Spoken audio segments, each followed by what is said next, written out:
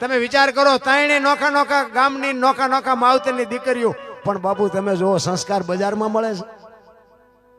અમારે દાખલા દેવા પડે છે. આવું જોયું હોય ને તમારે દાખલા દેવા, પણ બાપુ એના સંતાનો એ તો વયા ગયા એના માર્ગે, પણ એના સંતાનો બાપુ આ જોવો ને લાખો રૂપિયાની કમાણી કરે છે. બાપુ એ ડોશીના આશીર્વાદ બાપુ એમને ફળી ગયા. રામ એમ કરવું, વાવવું પડે, વાવ્યા વગર ન ઉગે. વાવવું કઈ નથી ને પછી ગયા કેમ કાંટા ઉગી ગયા, પણ બાવળિયા વાવ્યા તો કાંટા જ ઉગે ને આમાં આંબા ઉગે. વાવ્યું શું એ તમને ખબર નથી. કહેવાનો મારો મિનિંગ એ છે બાપુ, સમયની હારે હાલો, મોજ આવશે, બાકી કાંઈ કરવાની જરૂર નથી. અત્યારે તમે જુઓ તો દુનિયા, એક તમારે કલકત્તા જઈને આવવું હોય તો તમે હાજે વિયાવો એવી દુનિયા. આ વગર દોડે વાતો થાય, હિલોળા કરે એવું, વાહન મકાન રૂપિયા લોઢા હવામાં ઉડે, વગર દોડે શું ઘટે છે. પણ જ્યાં જાવ અહીંયા બધા રોવે જ છે. એક ભાઈ જાય કે છૂટા ખૂટી રહ્યા ધાબુ ભરવું હતું, બીજા ભાઈ જાય કે ડોબું વિયાણું દોવા નથી દેતું, બીજા ભાઈ જાય કે છોકરાને બહુ વેવાઈ તેડી ગયા મોકલતા નથી, બીજા ભાઈ જાય કે છોકરાને પોલીસ વાળા લઈ ગયા જામીન ચડતા નથી. આપણે આખી દુનિયા હરી રોવે છે, આપણે ક્યાં રોવું. હરીને મેળવવા બાપુ એ તો નરસિંહ રોવે, મીરા રોવે, દાસી જીવન રોવે કે એ મારા નાથ, જો અમને તારો આભા ન થાય તો માણાનો અવતાર ફોગટ વિયો જોરા. એટલા માટે એક ધરતીકપની વાત કરીને પછી મારી વાણીને વિરામ આપું. ધરતીકપ આવ્યો ને, હા જેમાં ધરતીકપ એક અમારે સુરનગર જિલ્લાના મૂળી તાલુકાનું ટીકર ગામ, ત્યાંનો એક અમારો રબારી ભગત હતો. આજે આ દુનિયામાં છે નહીં, પણ ભજનની દુનિયાનો બાપુ બાદશાહ કહેવાય.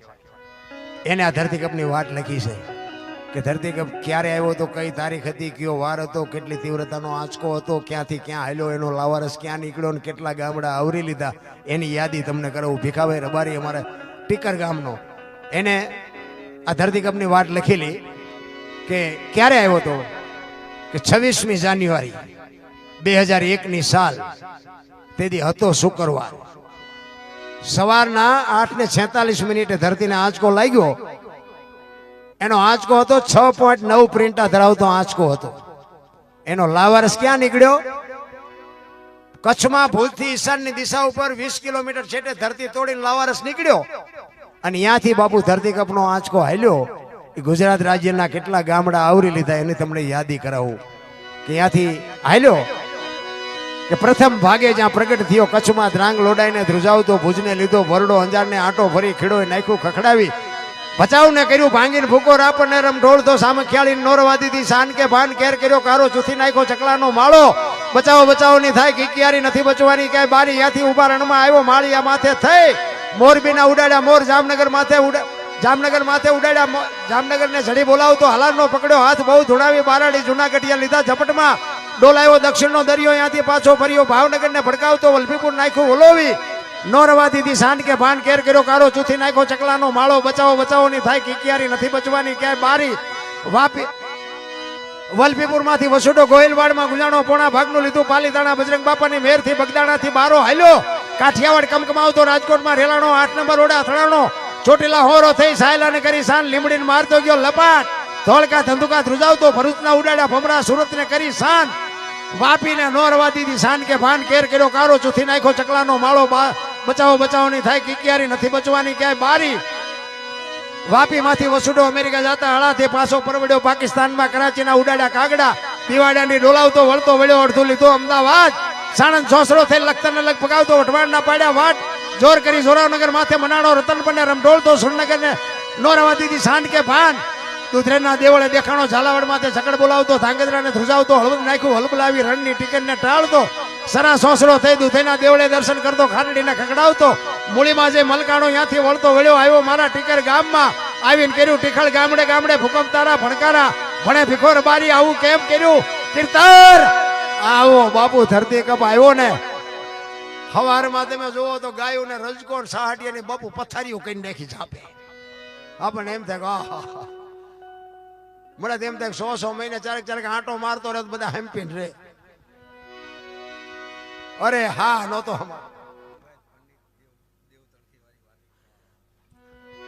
એટલે સંતોની બાપુ ભૂમિ છે આપણી કચ્છ કાઠિયાવાડ સૌરાષ્ટ્ર છે ને.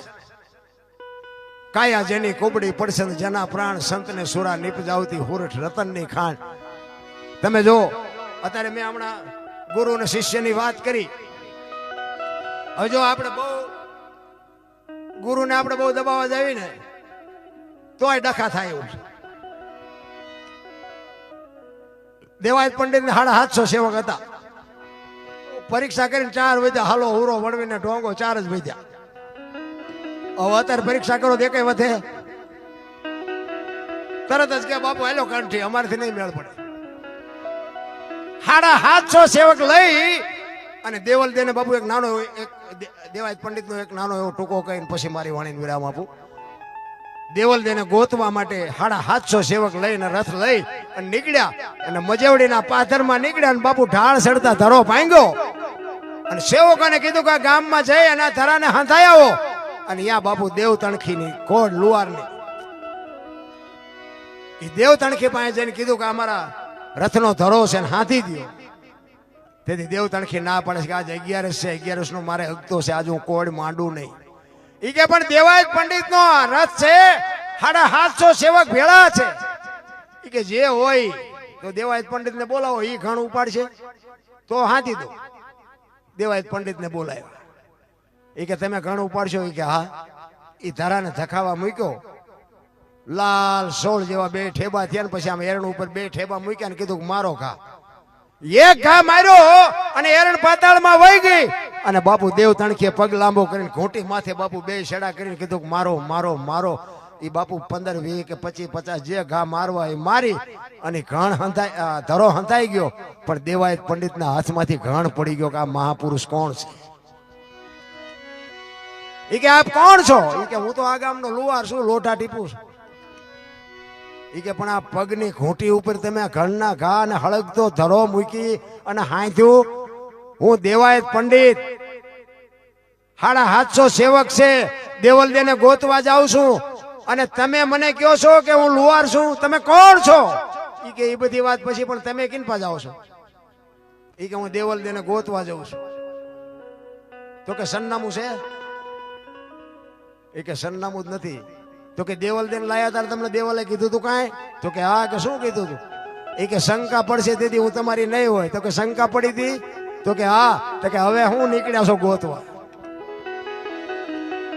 વિચાર કરો બાપુ, દેવ આજની વાતો કરી દેવાયત પંડિતે કે આવો સમય આવશે. આજની વાતો હજારો વર્ષ પહેલા બાપુ દેવાયત પંડિત બોલીને ગયો, ધરતી ઉપર હેમર હાલશે, હુના નગર મોજા લક્ષ્મી લૂંટાહે, લોકો તણી નહીં થાય રાડ ફરિયાદ. કાંઈક વાતો કરી.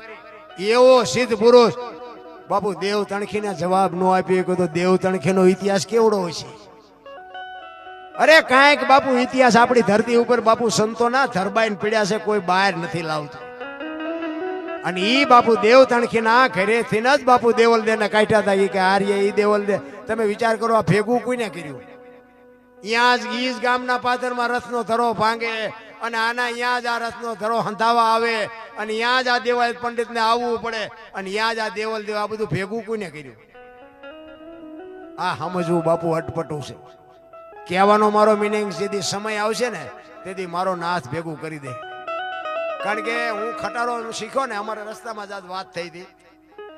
ખટારો હું શીખ્યો તો મારે એસટીમાં જવાનું, એસટી હાટું થઈને શીખ્યો હતો. મને ડ્રાઇવિંગનો શોખ હતો એટલે મેં કીધું ખટારો શીખી એસટી અહીંયા તો કોઈ શીખડાવે ને. ખટારો શીખીને પછી એસટીમાં જાઉં. મારા ભેગા કંડક્ટરો જે હતા ને એ બાપુ અત્યારે સર્વિસમાં એસટીની સર્વિસ પૂરી કરી રિટાયર થઈ ગયા. મને એસટી ન લઈ એટલે હું તો ગાળ્યું દેતો હતો એસટી વાળાને કે મારા દીકરો મારે દારૂનું લખણ નથી, મારો કોઈ અકસ્માત નથી ને મારે કોઈ ડોક્ટરીમાં મારા શરીરમાં કોઈ તકલીફ નથી. અને આ મારા દીકરા મેં કહું મને ન લઈ જાય તો એસટી ને ખોટ છે. પણ એ તો અત્યારે ખબર પડે કે આ ભજન ગાવા હાટું થઈને તને એસટી નો જવા દીધો. એ મારા નાથે કંઈક નક્કી કર્યું હોય છે ને. કહેવાનો મારો મિનિંગ એ છે કે આ બધાની હારે કંઈક મારે આ બેહવાનો નાતો હોય છે. આ બાપા એ બાપાના આત્માની હારે કંઈક અમારા આત્માના કંઈક છેડા હશે બાપુ. એની વાંહે અમારે 5 ગાણા ગાવાનો મોકો મળ્યો. એ બદલ ખૂબ ખૂબ આભાર.